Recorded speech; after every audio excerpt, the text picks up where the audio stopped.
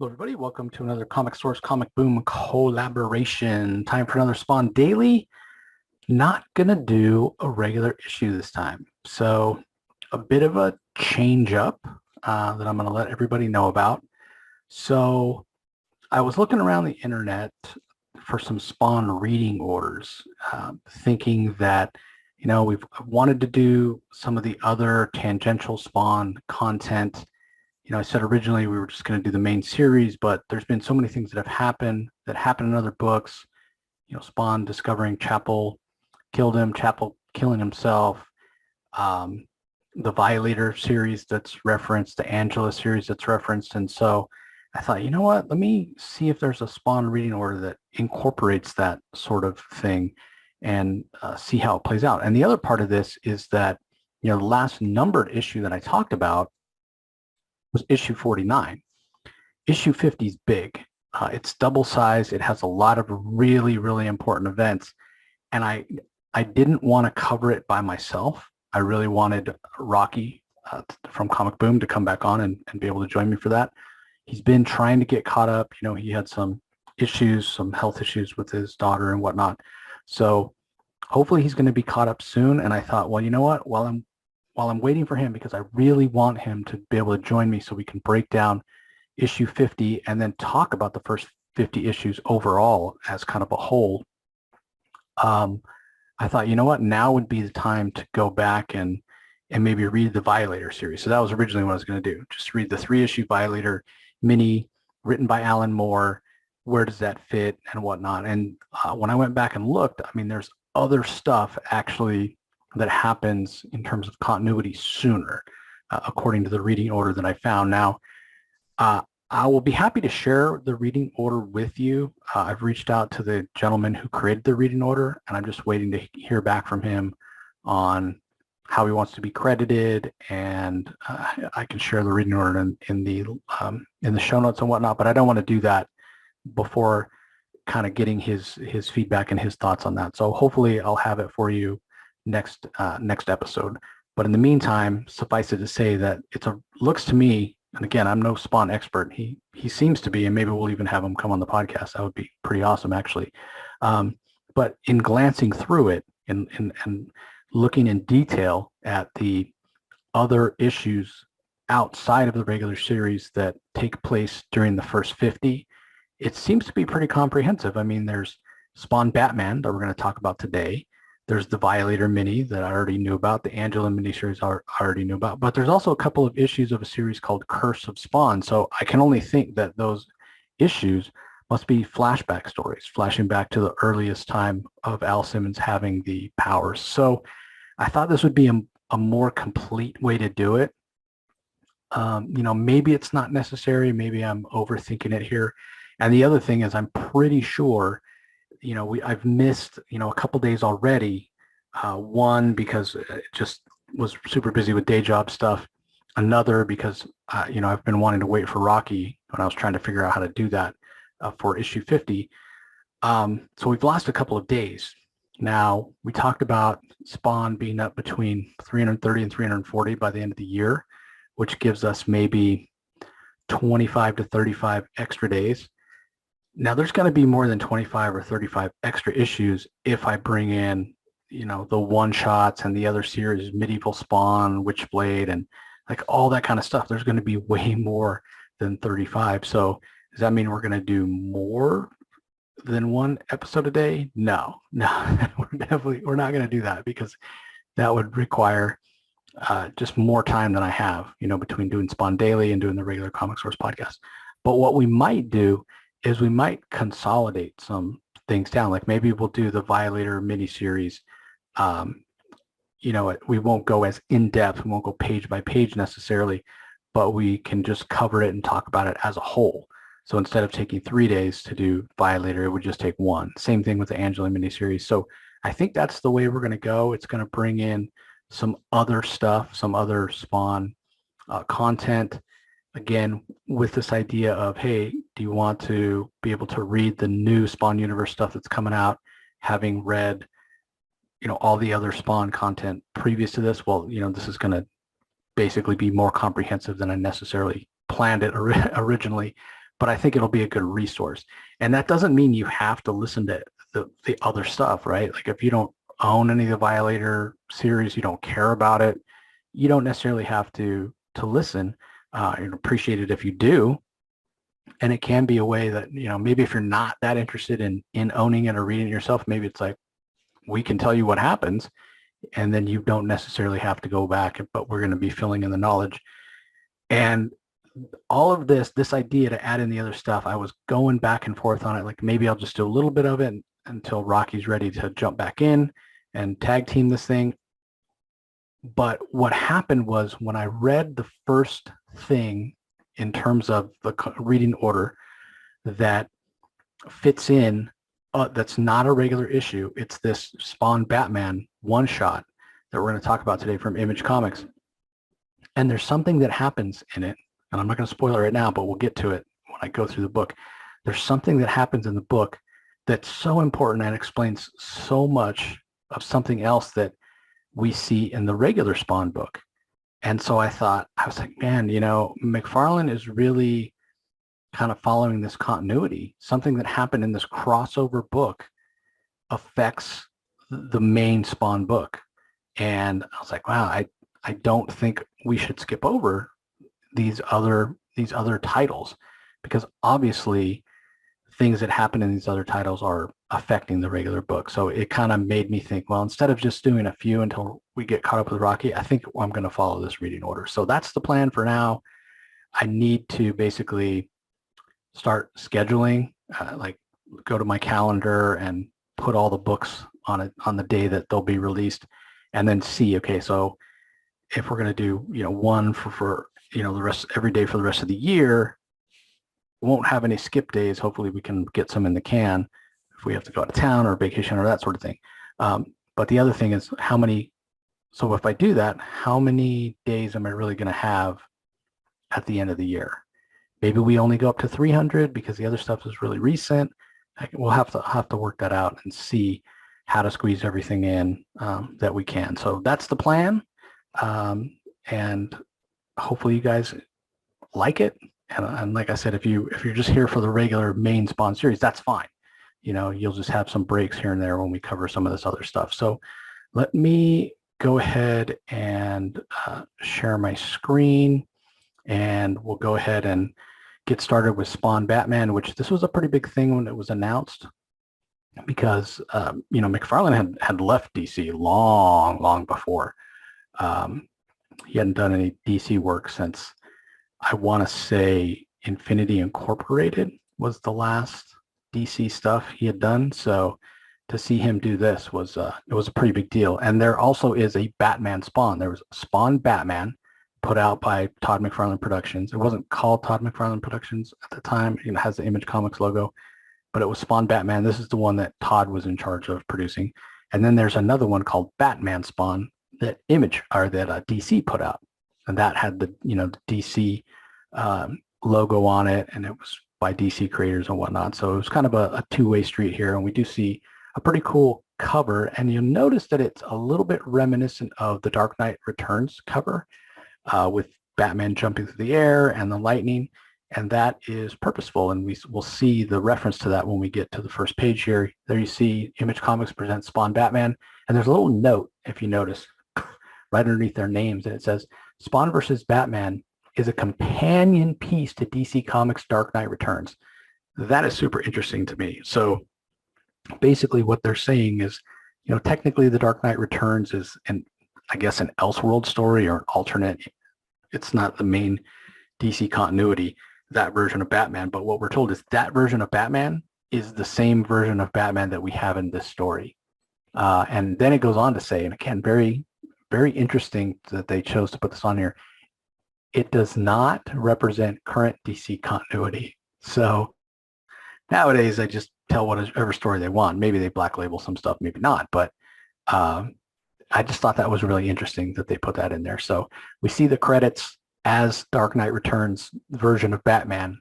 It is written by Frank Miller. So same writer as Dark Knight Returns. Todd McFarlane does the art. Tom Orzechowski on letters. Steve Oliff does colors. And when we say Todd does the art, he's inking himself here. There's no inker listed So Steve Oliff has the colors, and then some computer coloring as well by Optics, whose name we've seen in the regular book. But here they actually break it down. Here's all the people that work for Optics. So pretty interesting. And this book, you can see down in the bottom here, 1994 is when this book came out. And I guess, you know what, before I actually start getting into the actual book itself and the story, I should also tell you what issues it takes place between, because it's pretty important. This takes place between issues 20 and 21. And it's pretty important, that timing, and you'll see why at the end.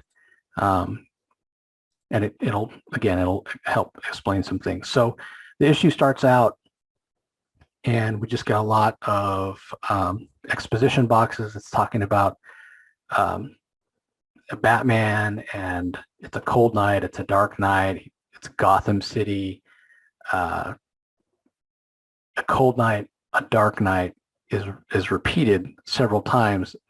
Sometimes it's dark night as in it's dark outside and it's nighttime, N-I-G-H-T. Sometimes it's a dark night as in Batman is the Dark Knight, K-N-I-G-H-T. So Batman is somewhere on these docks, and it's never really explained why he goes to investigate, the place he goes to investigate.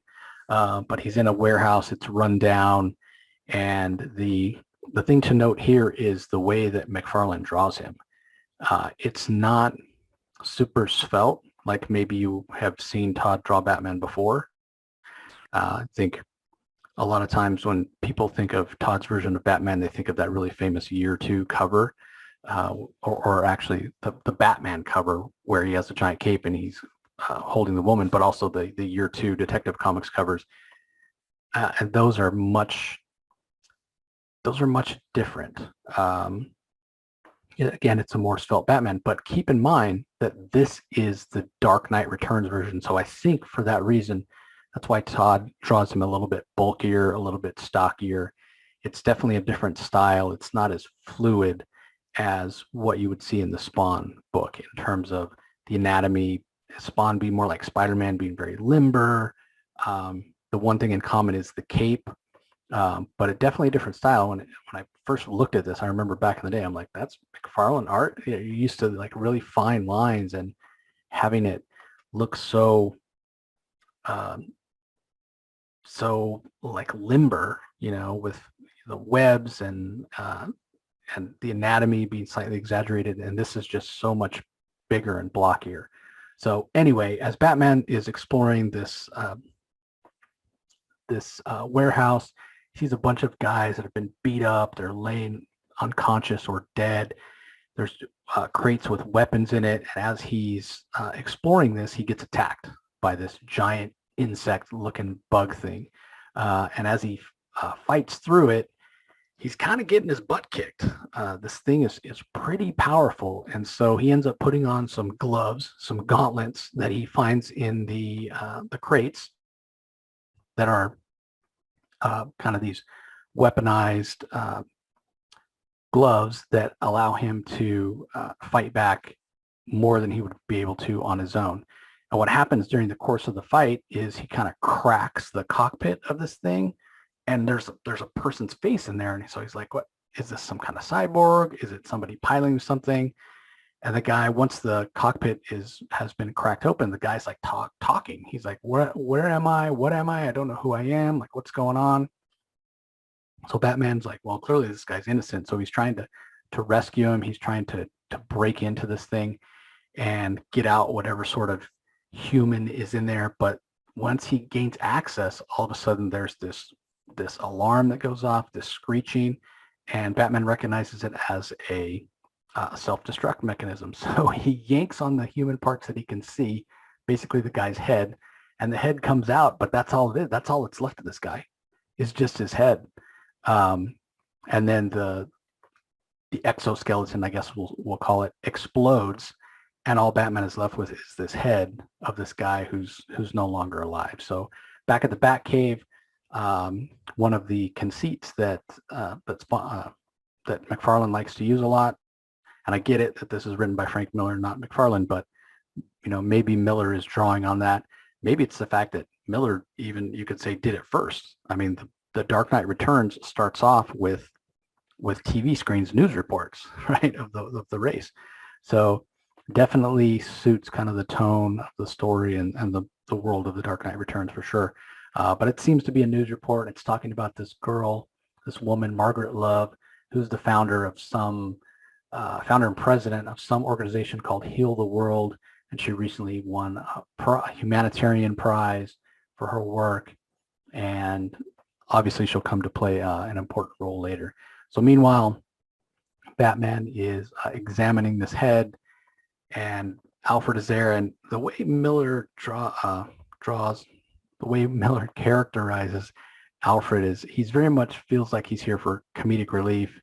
He bugs Batman about drinking some tea. Batman's not really interested. Alfred tries to get him to eat some dinner. But all Batman really wants to do is examine this head. And, there's no fingerprints. They're, kind of hard to make any sort of identification. But he does still have his teeth. And with the teeth, that does allow Batman to track down the identity of him. He's basically a homeless guy, a vagrant, acute alcoholic, who's presumed dead a while ago. And Batman's like, well, the technology and all the crates, I didn't mention this, they were all labeled with Soviet writing and language. And so Batman's like, well, what's the brain of a New York bum doing in a Soviet cyborg? That's the mystery that he needs to solve. And again, Alfred, for comic relief and to kind of set up Batman to give his one-liners. He mentioned something about, hey, you should drink this tea. It's chamomile. I've heard that it prevents nightmares, even the self-inflicted kind. And Batman says, I don't have nightmares. I give them. So pretty cheesy Frank Miller line for sure. And the dialogue in here is a little hokey throughout. So Batman says he's heading to New York because that's where the crates that he saw in the warehouse were labeled. They were to be delivered to New York. So he thinks that he'll find the answers there, which is interesting. We know Spawn's in New York, but typically DC Comics heroes stay out of New York. So kind of interesting. Although, to be fair, right now on the pages of I Am Batman, Jace Fox, the new version of Batman, or a new version of Batman, is in New York right now. So that's kind of interesting.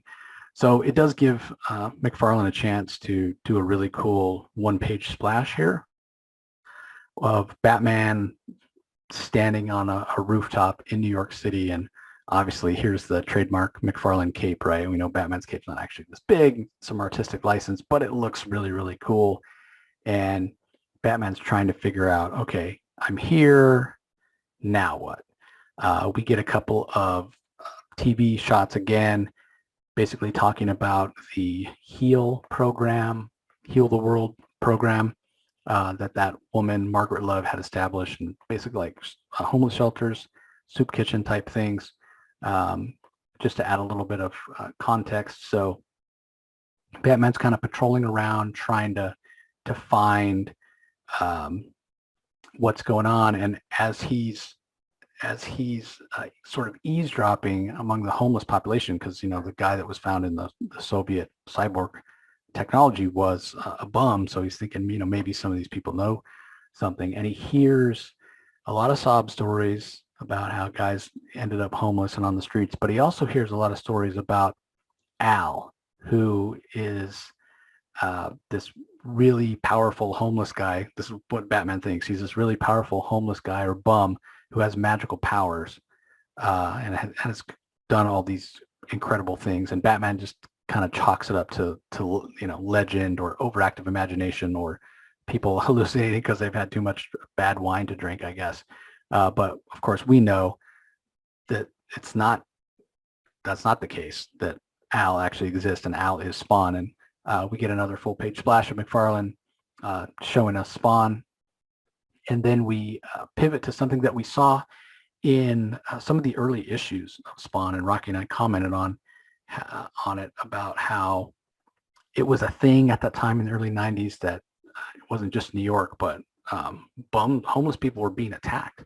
They were being set on fire and that sort of thing. And so, again, no subtlety in McFarlane's writing. But now, granted, this is Frank Miller, but maybe he's pulling from the same thing, or maybe him and Todd discussed the story point. But anyway, we see a couple of guys here, and they find a bum who's passed out sleeping, and they pour a gallon of gas on him, and then they light a match and go to set him on fire. But once they light the fire, the trail of gas, before the flame gets to the guy, it diverts around him and comes back and actually the fire starts to come right back on the two guys that lit it. And how is this possible? Well, because Spawn is there and he saw what they were doing. And it goes back to more of the early issues of Spawn where he was more likely to kill. We've talked about that a lot, how they kind of got away from that in the current issues. He hasn't been willing to kill Jason Wynn. He hasn't been willing to take out Vito Gravano.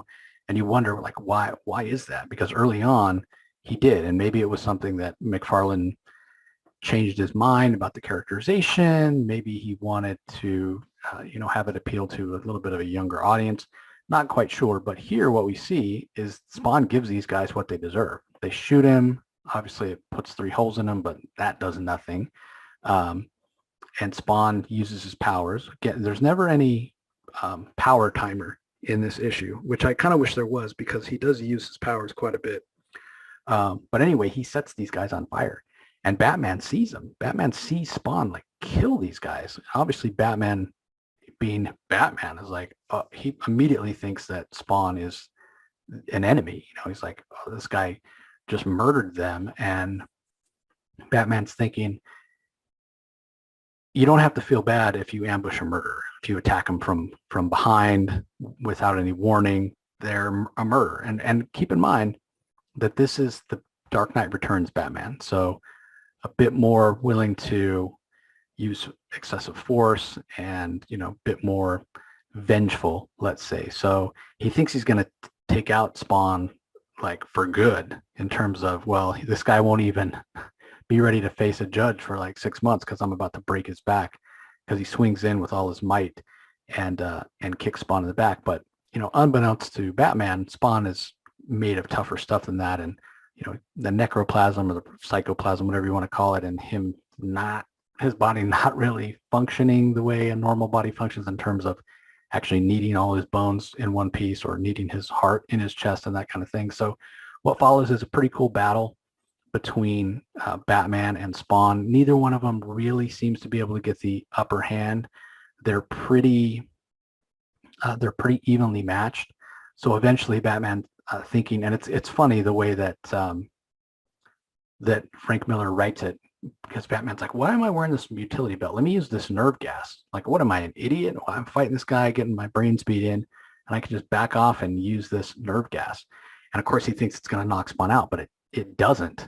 Although it does affect him somewhat. And again, they're back and forth.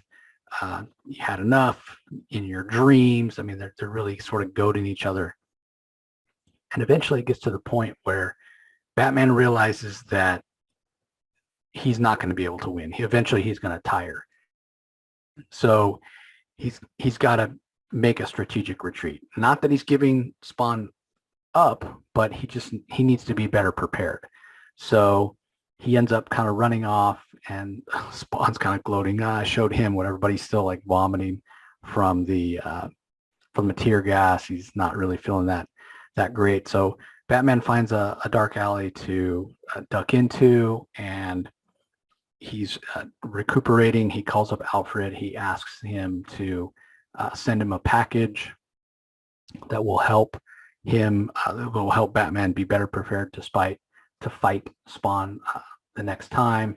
And Spawn is thinking, okay, I need to go and examine what's going on in this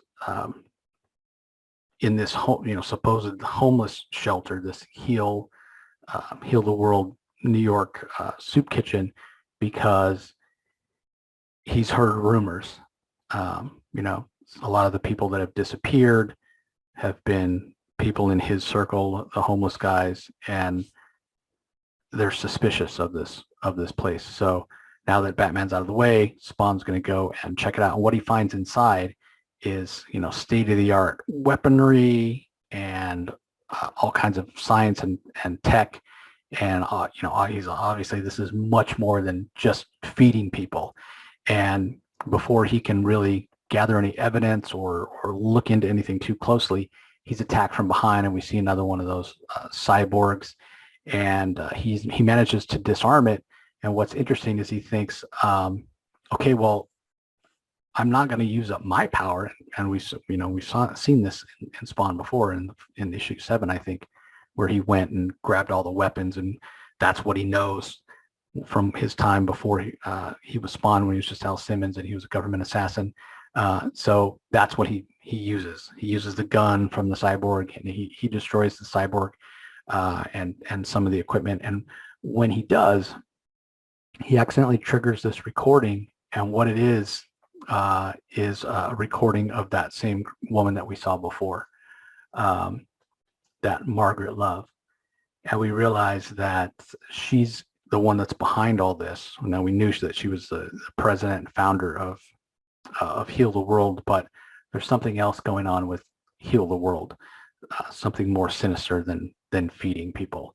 So Spawn needs to figure out what that is. And with the cyborg that he's defeated, it's kind of the same thing that Batman saw, where there is a head of a guy there, but before Spawn can talk to it and get any information or what have you, the base explodes.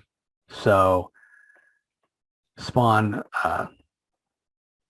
he escapes, obviously, but he's no closer to finding any answers or understanding what's going on. So meanwhile, Batman has recovered from the fight that he had with Spawn, and there seems to be some sort of makeshift bat signal. Now, he's not in Gotham City, so there shouldn't be any bat signal at all, but he goes to answer it, which is kind of weird. He doesn't even stop to think that maybe this could be a trap. But I don't know, I guess he feels, we're told by Miller that he feels it's a welcome sight. So what he finds at the end of the bat signal is this Margaret Love. And she gives him a sob story about security cameras spotting the monster that, you know, blew up the soup kitchen, and we know that it's Spawn. And we're never even told how Margaret Love knows Batman is in New York, but we do find out from her that she's going to have a fundraiser that night on her yacht, and even the president might be there, and she's really, really worried that this person will show up and sabotage everything. And so she's hoping that Batman will help provide security, basically. And Batman, you know, knows that it was Spawn that blew up the soup kitchen, or thinks that it was Spawn that blew up the soup kitchen. Knows Spawn was there, and obviously blames it on Spawn, as opposed to thinking that, you know, soup kitchen basically self-destructed. So Batman does agree. He says, "Yeah, I'll be there. He won't get anywhere near your ship. You know, I'll take care of it for you." So meanwhile, Spawn is still sick from the nerve gas. He's back with his buddies. He's throwing up, and these homeless guys, they do know about Batman as well.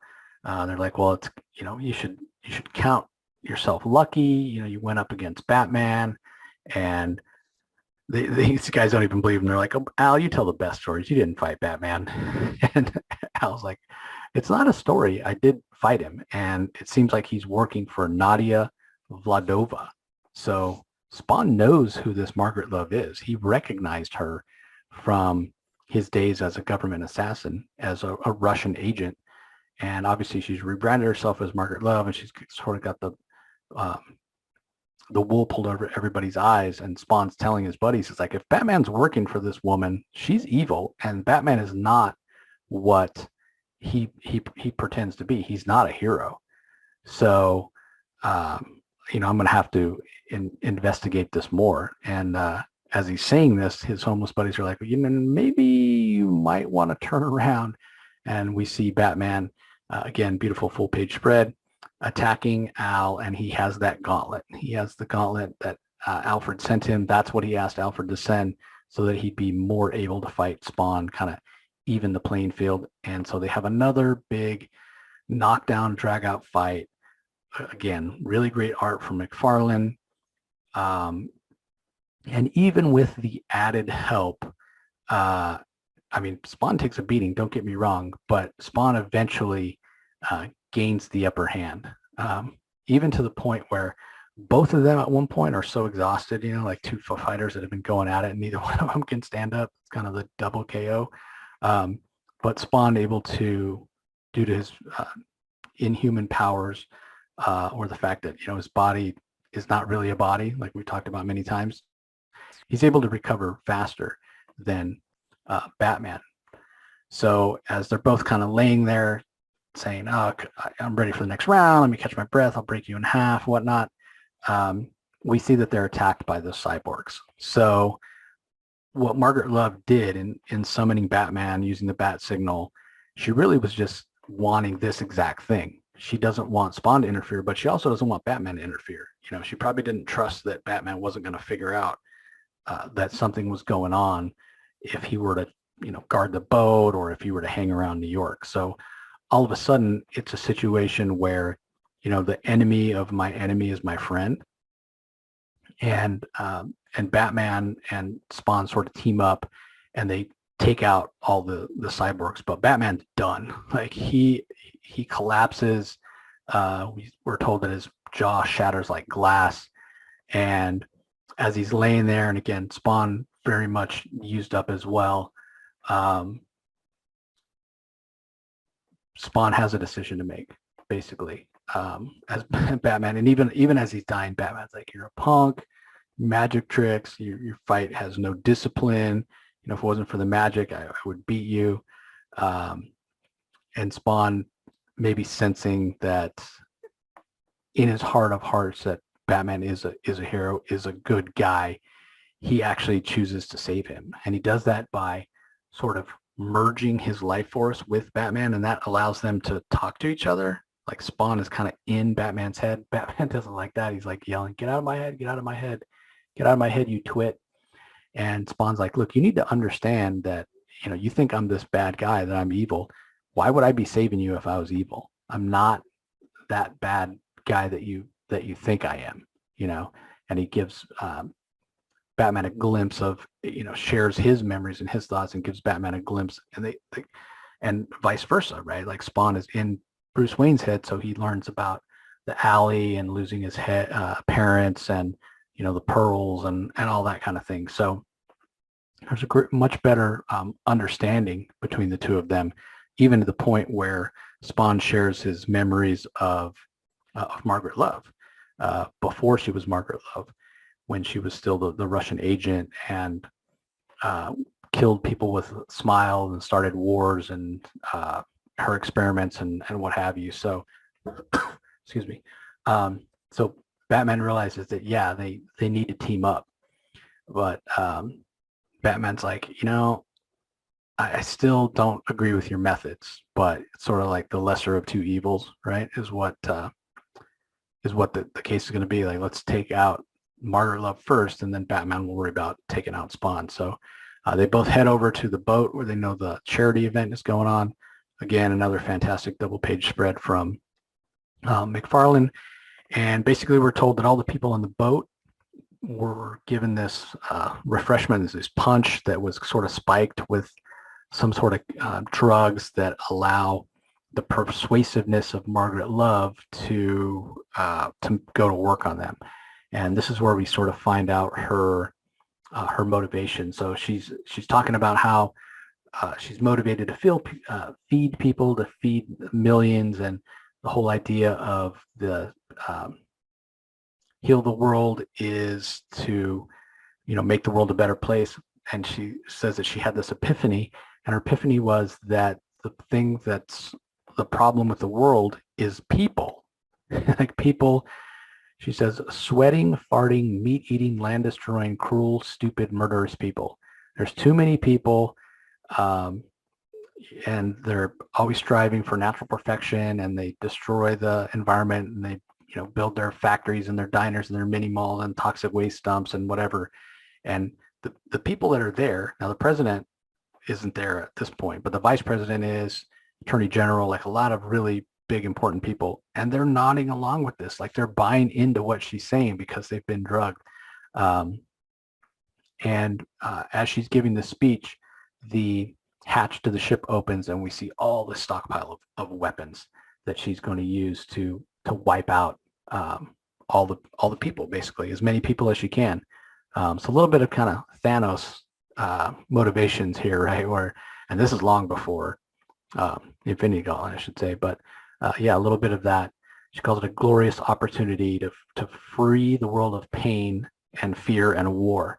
And as she's finishing up her speech, the president actually, we're told, shows up and gets filled in by some of the people that are already there, which I get it. It's a comic and it's going to take artistic license, but that's really pushing it, Frank Miller, because the president and vice president aren't allowed to be in the same place like that. Because if something were to happen, a bomb goes off or terrorist action, or whatever, they're both compromised. But anyway, neither here nor there, but it is something I noticed. So Spawn and Batman actually sneak in from below and start taking out a bunch of the weapons. And that causes some of the explosives to go off, which Batman is kind of scolding Spawn, I guess. He's like, hey, you need to be more careful. These are explosives that we're, trying to destroy. And if you jostle them around, guess what happens? They will explode. So it ends up being, in a way, a bit of an anticlimactic ending because once some of these explosives amongst the weapons go off, we see a big chunk of the ship that breaks off and basically falls over and impales Margaret Love. So it's not even like, I guess it was a way for Frank Miller to have her get her final vengeance, actually have her die without Spawn killing her, because then it's like, well, why would Batman allow Spawn to kill her? But she deserves to die. But, it's a Spawn story. So I don't know. In a way, it took away the agency. Like neither Spawn nor Batman was really responsible for taking her out. But it's a pretty interesting image there when we see her kind of impaled. And as she's dying, her one last option, her sort of fail-safe, I'm not going to go down alone, as it were.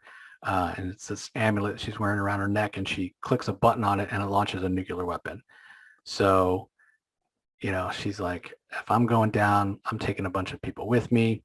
So we see Spawn use his teleporting ability. He grabs Batman and he teleports both of them onto the missile, which not the easiest thing to be ripped apart and, put back together. We saw that from the very first time that Spawn teleported. We were told how much it kind of ripped out his insides.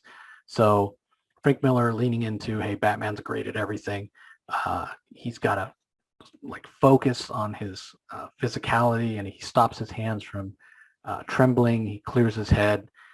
Genius at work, right? A mind so brilliant he could have revolutionized physics, we're told. So stretching it a little bit here, Frank, but also hands so skillful they could have served a concert pianist or a safecracker. He's a detective, he's a vigilante, he's a savior, and he is able to disarm the nuclear part of the warhead, and it starts to fall harmlessly into the East River. And Batman's like, okay, it's disarmed, get us out of here. Okay, but takes Spawn a few moments to gather his wits, and he does manage to teleport them, probably just like clicking his ruby slippers. No place like home, because where they teleport to is Spawn's home alley. And now that kind of the immediate threat is over, it's like, okay, are these two going to battle again? And Batman's kind of reading them the riot act. You're revolting, you disrespect human life, you lack discipline, you're really an embarrassment. And Spawn's like, you know what? You better hope we don't run into each other, because I'm going to kick your ass. And and again, it's kind of interesting, running joke, right? Like they, even though Batman doesn't have any superpowers, somewhat was an even match once Batman got that gauntlet. Maybe if Spawn was like, forget it, I'm going to just be willing to use my powers and blast him. Maybe he takes him out, maybe not. But Batman does say, well, you know, I might not have the power to bring you down on my own, but I have friends. So if we meet again, you know, watch out. And Spawn's like, could you just stop for 1 second? Like, we saved the city, maybe the world. When push came to shove, like, we teamed up, and, you know, neither one of us could have stopped this disaster on our own. So let's just call it a win and bury the hatchet. And Spawn sticks his hand out. And again, Frank Miller version of Batman, Dark Knight Returns version of Batman, says, bury this. And he throws a batarang. And there we get the final page, and we see the batarang slicing Spawn's face in half. So this goes back to what I was saying about how important some of these issues are that aren't in the regular series and how much they affect the regular series. Now, in issue 21 of Spawn that we've already covered, it starts off with Bobby sewing Spawn's face together with a shoelace. And again, that's issue 21. That follows on issue 20, which is the second part of the Harry Houdini Spawn team up, where it was written by Tom Orzechowski, where we saw Spawn get shot in the face, but it didn't feel like that shot in the face would have split his face in half. It didn't. This is where it happened. So all that speculation and us talking about it in issue 21, that wasn't what it had, where it happened at all. But part of the confusion comes in if you go and look at issue 21, when Bobby asks Spawn about how that happened, like, how did your face get split in half? And Spawn says, I ran into some guy in black. He's talking about Batman. Spawn, at that moment when he's saying that, he's talking about Batman. But here's the thing. In issue 21, he says, I met some guy in black, and there's a little asterisk, and it has an editor's box on the bottom of the page where Orzechowski says, check out Spawn 19 and 20. So I think, all I can think is that Spawn 19 and 20 originally, maybe that was going to be where this Batman story was going to be published initially. I'm speculating here because it doesn't make any sense. What that box should have said was, go see Spawn Batman. It should have referred people to this story, not to the story with Harry Houdini and Spawn. So when I saw this, and I read this when it came out back in the day, but 1994, you know, it's like 28 years ago, I had forgotten about this. And yeah, Batman is kind of a jerk here. And I was thinking that when I was going through and reading it again in preparation to talk about it. But I had forgotten also about that note on the front that says, this is the Dark Knight version of Batman. And I don't know that I even noticed that when I read it way back in 1994.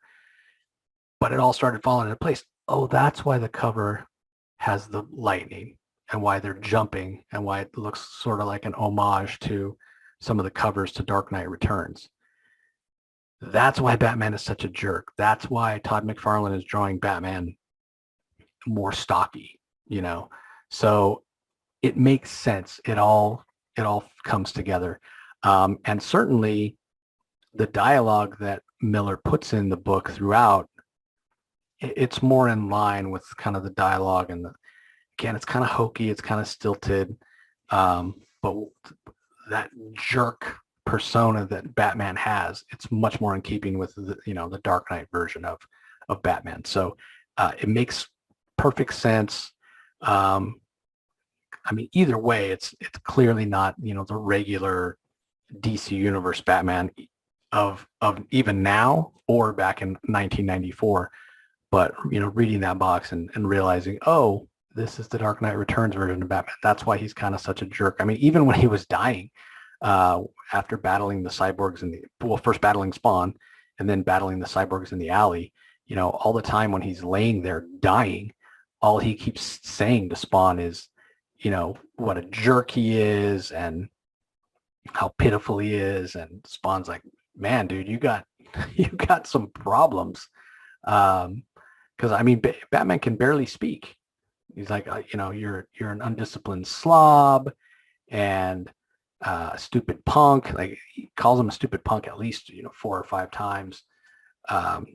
So again, I was like, what is this characterization of Batman? And then I realized, oh, it's the characterization of the Dark Knight Returns Batman. So that makes a lot of sense. In terms of the art, yeah, like I said at the very beginning, we see it right on the first splash page of Batman, a different style for McFarlane than his usual style.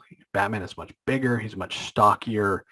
So it certainly seems like Todd is trying to channel some of that Dark Knight Returns aesthetic. It's almost like McFarlane doing Frank Miller, right? But McFarlane he's not Frank Miller. His style doesn't look anything like Frank Miller.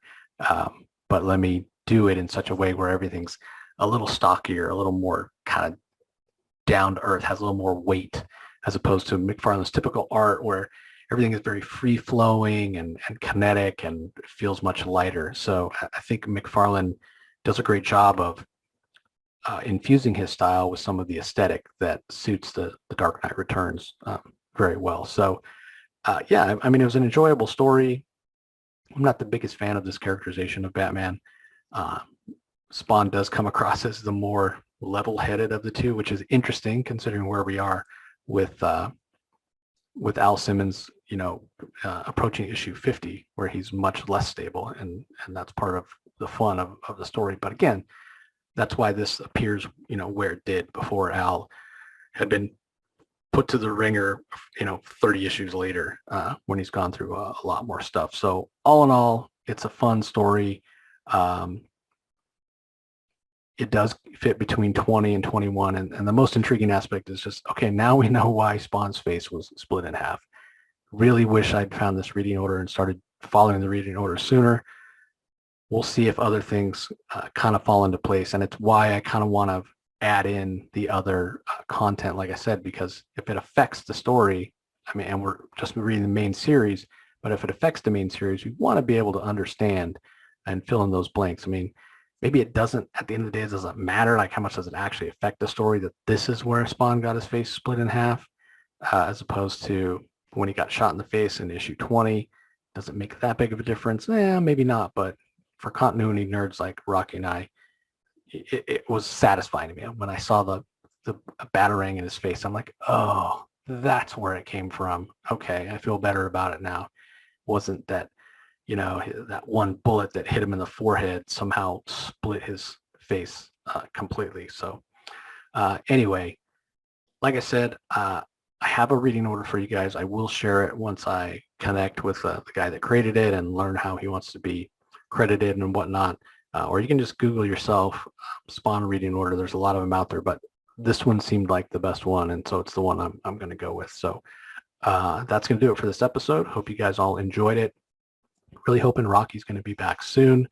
In the meantime, I'll be going through and looking at the next non-Spawn main series issue that's in that reading order and covering that next. And then once we've covered everything that fits in there, we're caught up to issue 50B, the next issue, then that's when we'll cover that. So hopefully it's going to happen pretty soon within the next couple of days, but we'll certainly keep you posted. Want to thank everybody for joining as always. Hope you're following along with us and reading Spawn again and taking a trip down memory lane, or maybe you're experiencing it for the first time like we are in a lot of ways. So either way, we appreciate you being here. We want to thank you, and we will talk to you next time.